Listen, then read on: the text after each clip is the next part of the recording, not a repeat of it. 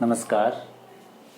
आज का हमारा टॉपिक है बीए पार्ट थर्ड के पेपर सेकंड भारत में स्थानीय प्रशासन के पाठ्यक्रम विभाजन के बारे में। भारत में स्थानीय प्रशासन, इसके पाठ्यक्रम विभाजन को समझने से पहले थोड़ा सा हम पीछे चलते हैं कि आप लोगों ने बीए पार्ट फर्स्ट में भारत में लोक प्रशासन पेपर सेकंड के रूप में पढ़ा था, भारत में लोक प्रशासन। फिर आपने बीए पार्ट सेकंड में यानी बीए सेकंड ईयर में आपने जो सेकंड पेपर पढ़ा उसका नाम था भारत में राज्य प्रशासन। और अब बीए पार्ट थर्ड में जो पेपर आप पढ़ेंगे उसका नाम है भारत में स्थानीय प्रशासन। जो पेपर फर्स्ट था, जो कि पिछले वीडियो में आपको बताया था, उसमें आपके पास दो ऑप्शन है, उसमें से एक आपको चूज करना है। पेपर दो हैं, उनमें से एक आपको चूज करना है और वो आपने परीक्षा फॉर्म में भरना होता है कि आप ये पेपर लेंगे। यहाँ पर क्या है, सेकंड पेपर है वो, उसका नाम है भारत में स्थानीय प्रशासन।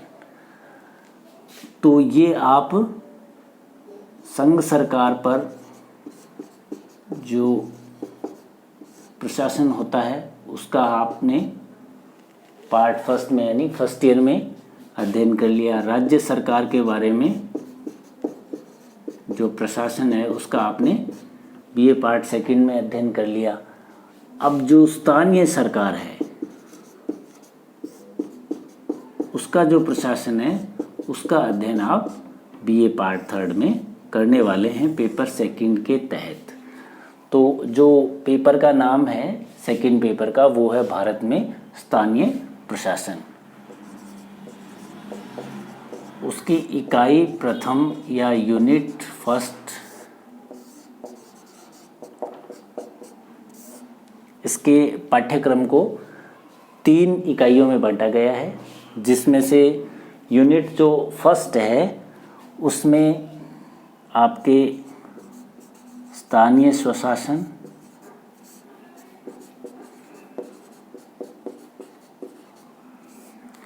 जिसको लोकल सेल्फ गवर्नमेंट कहा गया है,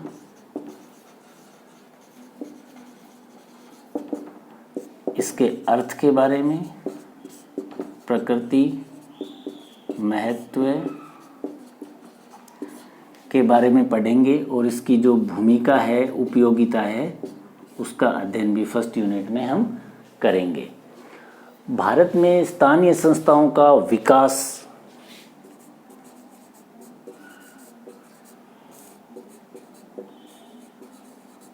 भारत में स्थानीय संस्थाओं का विकास किस प्रकार हुआ है, जो स्थानीय संगठनात्मक संरचना होती है स्थानीय स्वशासन की, उसके बारे में भी इस यूनिट में बताया जाएगा। एक जो महत्वपूर्ण है वो है 74वें संविधान संशोधन अधिनियम के तहत जो नगरीय शासन की कहें या स्थानीय संस्थाएं हैं, उनका संगठन और उनकी कार्य प्रणाली भी इसमें आएगी पहली यूनिट में। यानी नगरीय निकाय जो हैं और उनसे संबंधित जो 74वें संविधान संशोधन में जो प्रावधान किए गए थे उनके बारे में हम पढ़ेंगे। नगर निगम है, उनकी कार्य प्रणाली भी इस यूनिट में हम पढ़ने वाले हैं। ये अपने यूनिट फर्स्ट में ये सिलेबस है। यूनिट सेकंड में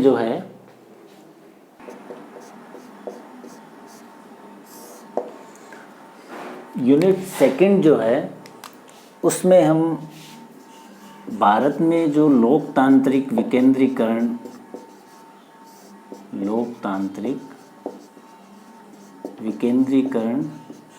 किया गया उससे संबंधित सिद्धांत व व्यवहार,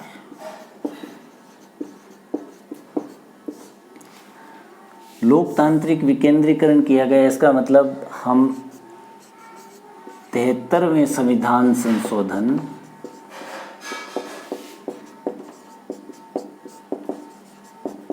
अधिनियम के तहत जो पंचायत राज इंस्टीट्यूशंस हैं, PRIs हैं, पंचायती राज इंस्टीट्यूशंस, जिला परिषद, पंचायत समिति, ग्राम पंचायत,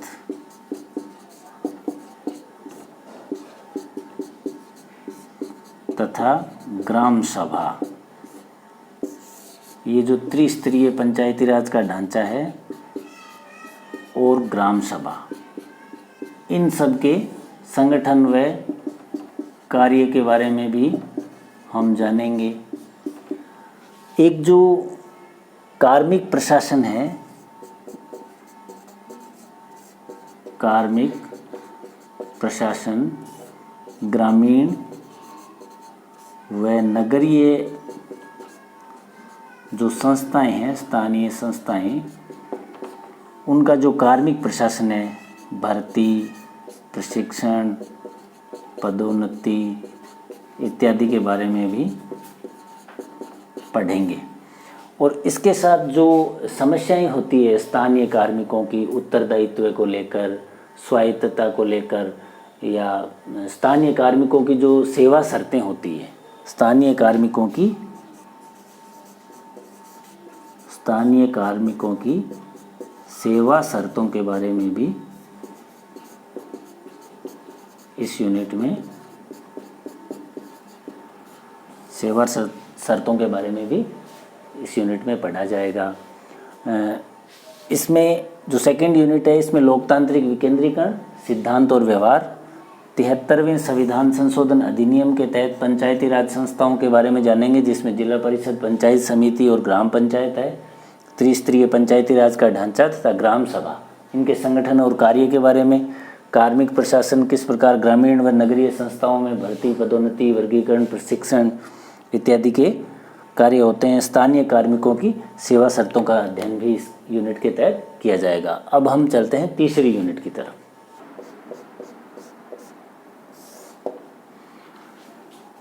यूनिट थर्ड में इसके तहत हम पढ़ने वाले हैं कि भारत में जो स्थानीय संस्थाएं हैं उनका वित्तीय प्रशासन किस प्रकार होता है। भारत में जो स्थानीय संस्थाएं हैं उनका वित्तीय प्रशासन।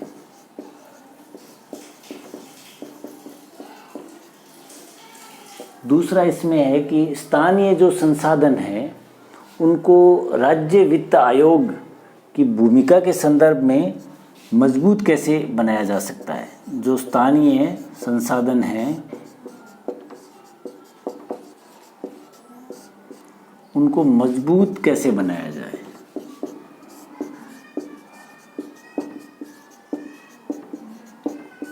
मजबूत कैसे बनाया जाए। राज्य वित्त आयोग की भूमिका के संदर्भ में, राज्य वित्त आयोग की भूमिका के संदर्भ में जो स्थानीय संसाधन है उनको हम मजबूत कैसे बनाएंगे।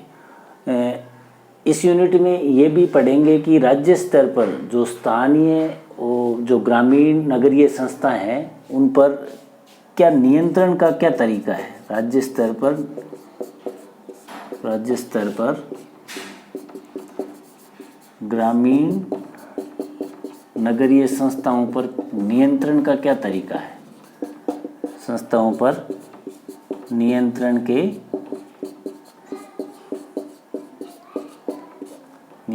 का तरीका क्या। और एक इसके तहत हम ये भी पढ़ेंगे कि राज्य के जो पंचायती राज ग्रामीण विकास विभाग है, पंचायती राज एवं ग्रामीण विकास विभाग और स्थानीय शासन निदेशालय, उनका भी स्थानीय शासन निदेशालय एवं